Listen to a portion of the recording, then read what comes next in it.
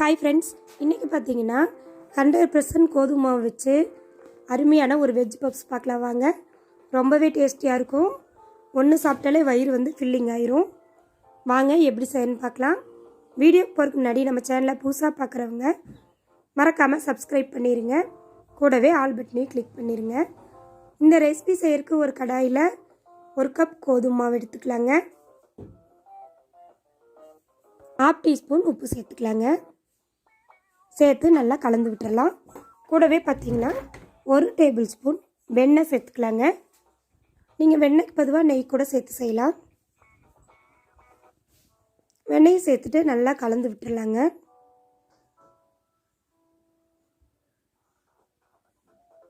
மாவு எல்லாத்துலேயும் மிக்ஸ் ஆகணும். அந்த அளவுக்கு நம்ம கலந்து விட்டுறலாங்க. கூட பார்த்திங்கன்னா கொஞ்சமாக தண்ணி தெளித்து நல்லா நம்ம சாஃப்டாக பிசைஞ்சிக்கலாங்க. நம்ம கடையில் போய் வாங்குறதுக்கு பொதுவாக நம்ம வீட்லேயே ஈஸியாக செஞ்சு சாப்பிட்டுக்கலாங்க. பாருங்கள், இந்த அளவுக்கு சாஃப்டாக பிசைஞ்சிக்கலாம். ஒரு 15 நிமிஷம் அப்படியே இது ஊறிட்டு இருக்கட்டும். 15 நிமிஷம் ஆயிடுச்சுங்க. மறுபடியும் நம்ம ஒரு முறை இதை பிசைஞ்சிட்டு சப்பாத்தி கட்டையில் வச்சு உருட்டிக்கலாங்க. இந்த மாவு 4 உருண்டைகளாக நான் பிரிச்சுட்டேன். பிரிச்சுட்டு இது போல் நல்லா அகலமாக தேய்ச்சிக்கலாங்க.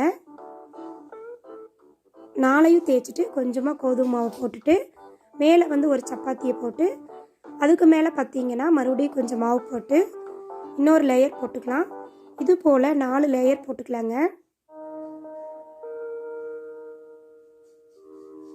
போட்டுட்டு பார்த்திங்கன்னா சப்பாத்தி கட்டி வச்சு நல்லா உருட்டி விட்டுடலாங்க.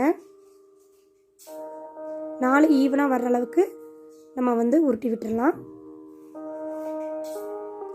உங்களுக்கு சப்போஸ் அது ஒட்டாமல் இருந்துச்சுன்னா கொஞ்சமாக சைடில் கோதுமை மாவு போட்டு இது போல் சமன்படுத்திட்டு நம்ம சப்பாத்தி கட்டையை வச்சு உருட்டிக்கலாங்க.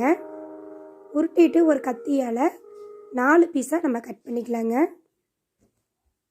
கட் பண்ணிவிட்டு அதை நல்லா தேய்ச்சி விட்டுருவோம்.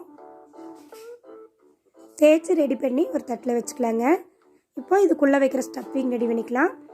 ஒரு கடாயில் 1 ஸ்பூன் ஆயில், 1/4 டீஸ்பூன் கடுகு, ஒரு பெரிய வெங்காயம், 3 பச்சை மிளகாய் சேர்த்துக்கலாங்க. இதை நல்லா வதக்கி விட்டுடலாம்.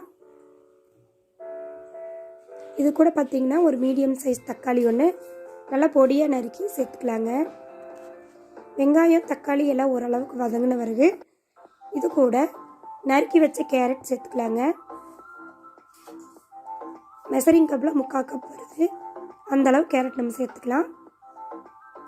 ஓரளவுக்கு வதங்கின பிறகு கொஞ்சமாக உப்பு, மஞ்சள் தூள், கொஞ்சமாக மல்லித்தூள், கொஞ்சமாக கரம் மசாலா சேர்த்துக்கலாங்க.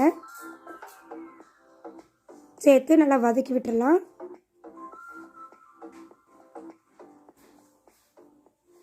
கடைசியாக பார்த்திங்கன்னா கொஞ்சமாக பெப்பர் தூள் சேர்த்துக்கலாங்க. சேர்த்து வதக்கிட்டு வேக வச்ச பட்டாணி, வேக வச்சு மசித்த உருளைக்கிழங்கையும் சேர்த்துக்கலாங்க.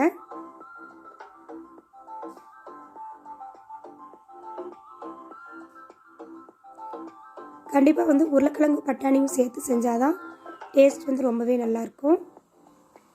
அடுப்பு லோ ஃப்ளேம்லேயே வச்சுட்டு நல்லா வதக்கி விட்டுடலாங்க. பாருங்கள், உள்ளே வைக்கிற ஸ்டஃபிங் நம்மளுக்கு தயாராகிடுச்சு. இப்போ நம்ம ரெடி பண்ணி வச்ச மாவை ஒரு சேஃபாக பண்ணிவிட்டு நம்ம ரெடி பண்ணி வச்ச ஸ்டஃபிங் எடுத்து உள்ளே அப்ளை பண்ணிடலாங்க. இது போல் வச்சுட்டு நம்மளுக்கு விருப்பப்பட்ட ஷேப்பில் நம்ம மடித்து விட்டுடலாங்க.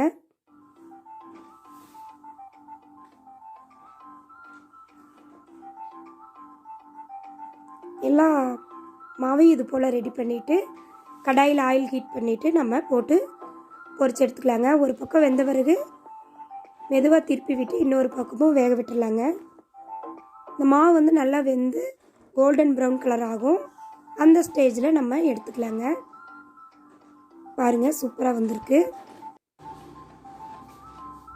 இது போலயே எல்லாத்தையும் ரெடி பண்ணிக்கலாங்க. பாருங்கள், சூப்பராக வந்திருக்கு. ரொம்பவே டேஸ்டான ஹெல்த்தியான கோதுமை மாவு வெஜ் பப்ஸ் ரெடி. ட்ரை பண்ணி பாருங்கள். பார்த்துட்டு எப்படி இருக்குன்னு கமெண்ட் பண்ணுங்கள். இந்த வீடியோ பிடிச்சிருந்தா சேனலை மறக்காமல் சப்ஸ்கிரைப் பண்ணிடுங்க. லைக் பண்ணுங்கள், ஷேர் பண்ணுங்கள், கமெண்ட் பண்ணுங்கள். தேங்க்யூ.